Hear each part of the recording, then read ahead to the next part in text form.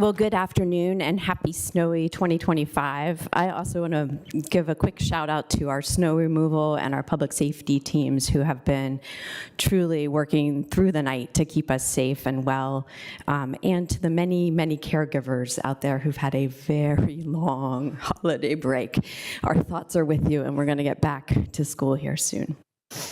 It really has been an honor to serve you all this year. Like Miss Coffee, I'm a little bit more comfortable with these crazy microphones this year. My colleagues and the county staff, I really must thank you for your warm welcome and your patience with, as I mentioned earlier, quite a lot of questions this first year. And to Mr. Spain, welcome. We're so excited to have you here on the dais for the first time today. And finally, I would like to say a quick thank you to my husband and my teenagers, who you don't see up here, and they would die if you made them come up here. But it's their juggling of schedules and vehicles and public transit that make it possible for me to serve.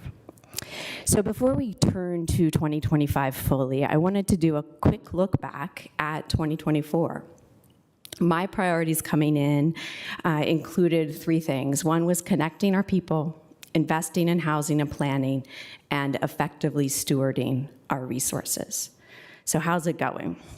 On the first, on connecting our people, I think a few folks have mentioned we made really solid progress this year on youth mental health and on programming, reducing fatal opioid doses down 55% overall in the community and down 100% for our juveniles.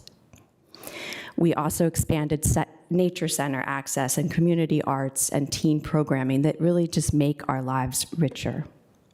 On housing and planning, we expanded our commercial market resilience efforts, including attracting new proposals late in the year for adaptive reuse of office buildings, changing them from apartments into hotel rooms and changing them from office into hotel and apartments.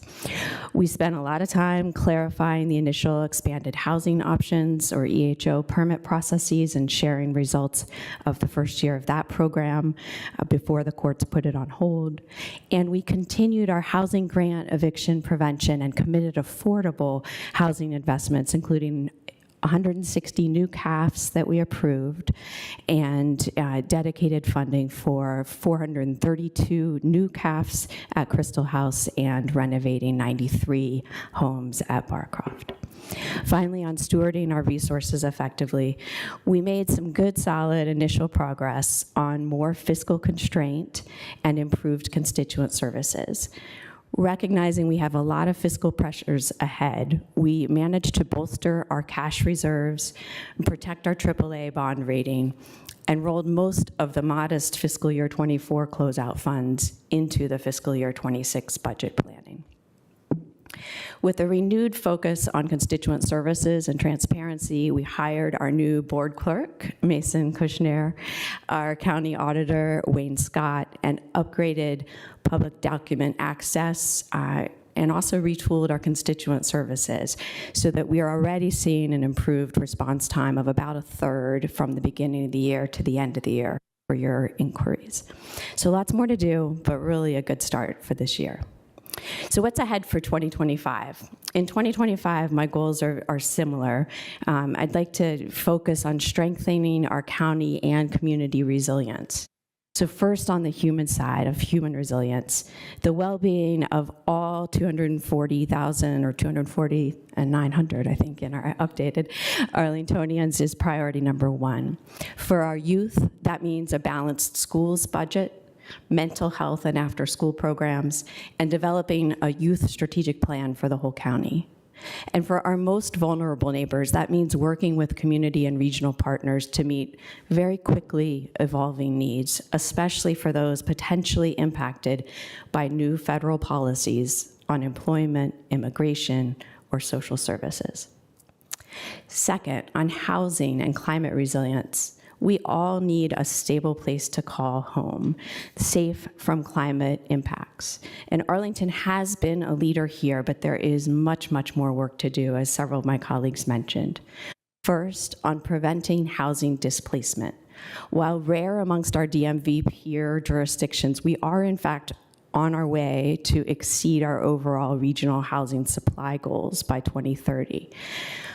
And we continue to make strong progress on preserving and expanding our deeply affordable homes, but we need to keep at that, and we have ground to cover. In addition, we still need additional tools to keep our current residents in Arlington across ages and incomes. This includes home ownership programs, real estate tax relief, and an expanded condo initiative. We also need to analyze the impacts of short-term rentals and explore shared housing, like small-scale assisted living residences, given that our average household is really under 2 at this point. This is also the year to tackle concerns about residential lot coverage, highlighted as early as 2014 in our Stormwater Master Plan and many times since then. With my colleagues' support, in the coming weeks, we will direct staff to study how we can do more to preserve trees and green space in our low residential R5 through R20 neighborhoods. And on climate, we have the climate resolution and climate action plan. We will use those to deepen our commitment and action on climate mitigation and adaptation, bringing together staff experts and residents and businesses and academic and community partners to move the needle. I look forward to working with our new chair and with Deputy Manager Fioretti on a board climate resolution and interdisciplinary climate action plan. Third, on fiscal resilience and resource efficiency. I'm an engineer. I get nerdy on this, and I enjoy it. It's really important, and it's hard work for all of us. 2025 is going to bring declining office valuations. It's coming. We knew it was coming. It's really here for real.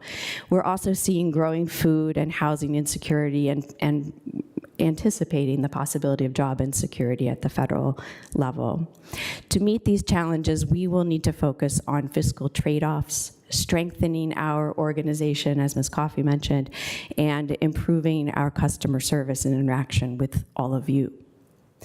With county revenues projected to fall short by about $40 million, we have tough budget choices ahead. To soften the blow to taxpayers, we must consider program reductions and deferrals. Building on my CEO experience, I will analyze fiscal impact and return on investment, working with our team to prioritize enhanced revenue collection, I'd like to see our Commissioner of Revenue here today, efficiencies and performance metrics. And at the same time, I hope we can use this moment to inspire and commit to additional philanthropic and volunteer support across our community, which is part and parcel of what makes us thrive as a community now and into the future, whether it's the Arlington Boathouse or the Deeply Affordable Housing Fund. Our excellent county services depend on a strong organization from the front lines to this dais. So employee retention, especially amongst public safety and education and mental health professionals, and succession planning among our leadership remain top priorities that will build on former Chair Garvey's commitments to this organization. It's been quite a year. Political division nationally and worldwide waning trust in government. And so we must continue to be focused on building trust here in Arlington, from customer service and transparency, leveraging audits, performance metrics, and document access. Woo, exciting things. To reopening our truly open door Mondays, not just open virtual door Mondays, hearing from our diverse community members, and rebalancing our commissions to reflect our whole community. So this week, as we begin a new year of government service up here, we're also honoring one of our nation's great public servants and lunchtime companions of my colleague, Mr. DeFerrante. President Jimmy Carter was the first president I really remember at all, a fellow engineer with Southern roots and a real leader on environment, human rights, health, and affordable housing. He listened, studied, and then acted his conscience, both as president and in the many decades that followed. His wife, Mrs. Rosalind Smith Carter, was right beside him, too, asking questions, building houses, advocating for major transformation of the mental health care commitments, and reinforcing that moral compass on the shoulder all the time, I'm sure. So our world is better for their shared century of service and example. As we step into 2025, amidst division, uncertainty, and challenge, I'm sure that President and Rosalind Carter would remind us each to reach across difference and be the community we mean to be.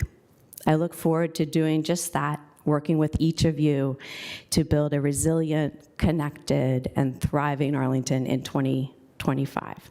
Thank you.